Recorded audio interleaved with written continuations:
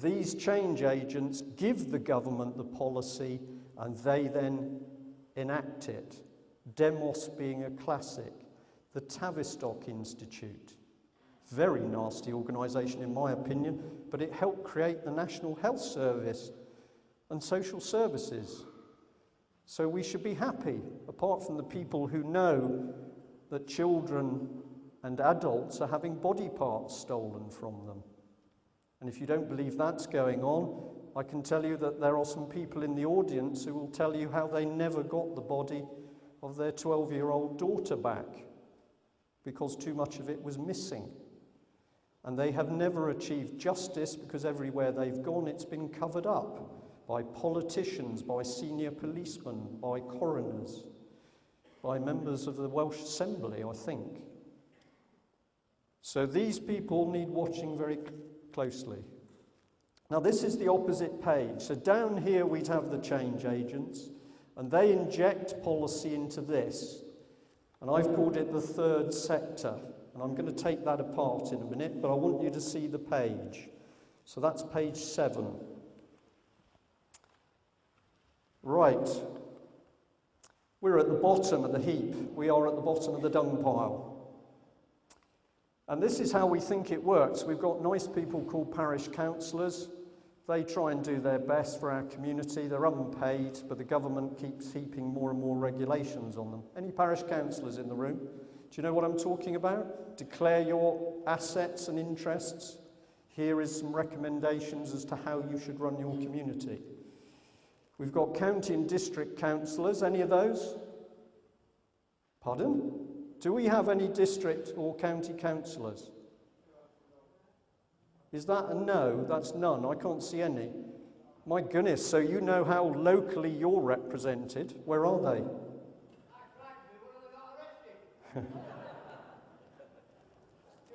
MPs, any MPs? Well, Parliament, we've heard all about that. House of Lords, what a lovely organisation that is. We've got Peter Mandelson. He'll be preening himself in there. And we should have somebody else somewhere. We've got the Queen. Now, we don't know about the Queen.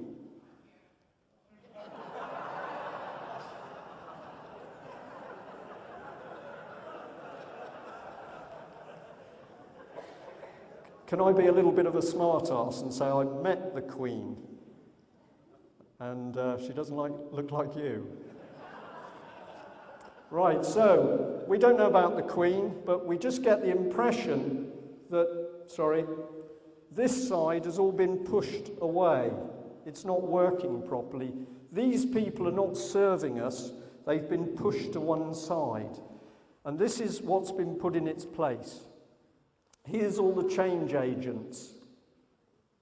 Okay, I'm not going to read them all. You can do that for yourself. And what they do is inject policy into this new area of society, which is called the third sector, sometimes called the third way. Have you heard the politicians talking about it? They've all dropped it in, so's the Americans, so's Obama. So this is the new sector, the new powerhouse of the new society, the new post-democratic society, the third sector. And what's in it in UK? Over 1,300 government departments. Check it for yourself. Employing over 500,000 people. What do they do? How did we manage to run the country in the 1940s or 50s? These people have been created, usually on good salaries, to control every aspect of our life. Whether we can drop litter, how we teach our children, what we can say to people, how we behave, what forms we fill in, how much rubbish is in the dustbin. You feel it, it's oppressive. And these are the people creating it. And they're helped, because most of you think charities are nice things run by nice old ladies who collect money and then they help people. Well, that was true, and for some charities it's still true, but really what's happening is that they have created a vast army of political charities. And in this country there are over 170,000 charities consuming billions of pounds, but you don't know about them or what they do. You need to find out. So when somebody comes around collecting, you want to know who's really funding them, because a lot of the charities are funded by government. Here's the influence. It comes into the third sector. The third sector help push it into Parliament, and once it's there, all the poo drops on us. So we are spending time trying to convince these people, but the monster is growing through the country, through the third sector. And that's why it seems to you, no matter what you do, this thing advances. You can feel it. It's like a big octopus. And what we've got to do is get in amongst this lot and break it up. And I'm delighted to say it's started to happen.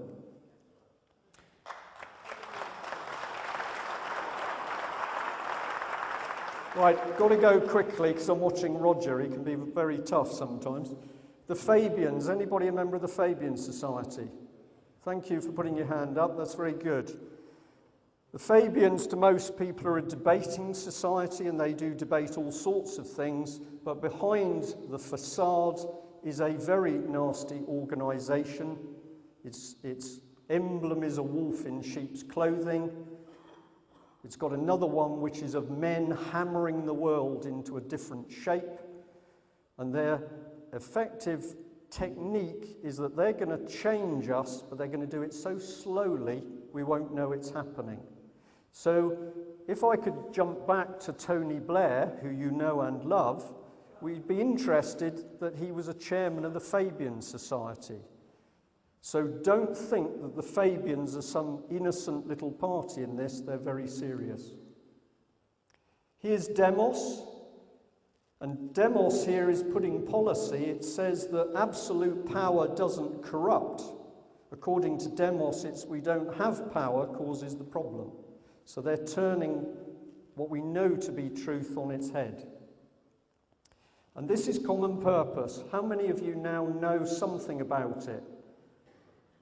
Okay, I got it right because I didn't want to talk too much detail. I wanted to show you something different. Common purpose is a change agent. It's a political cult. It recruits people, trains them to recruit other people, and they go on and train others. But what it is doing very cleverly is changing and reframing their views. And I can talk to you about people saying strange things. I can talk about people becoming mentally unwell. I can talk about all sorts of things.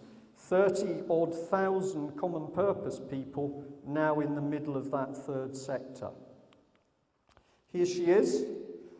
This is my favourite lady, Julia Middleton, the chief executive.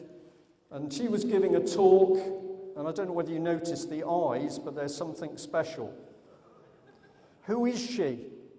She's now advising National Health Service on running hospitals. She's advising the military. She's advising schools. She's advising MPs. She's advising the government. She's everywhere. But who is she? Well, she's married to a man who's involved with the Trinity Mirror Group. She was involved with Demos, a Marxist organisation, and she is creating the new leaders. I think something is very dangerous here because she talks about us empowering ourselves, except when we ask what public money is being spent on this. And then she says we're right-wing extremists. So she can do it, but if I ask why, we're the problem makers. They have been collecting names of people inquiring about them over the last year and putting them on a spreadsheet. We know this because we have a copy of the spreadsheet. And I can tell you that at the moment there is a battle going on because Common Purpose has coerced members of the public sector and a police force and somebody within the prison service to release names and addresses and telephone numbers of people inquiring about Common Purpose. They have coerced civil servants into breaking the Data Protection Act. And now they're lying about it, and I have the letter that proves they're lying. This organisation and this lady are very dangerous.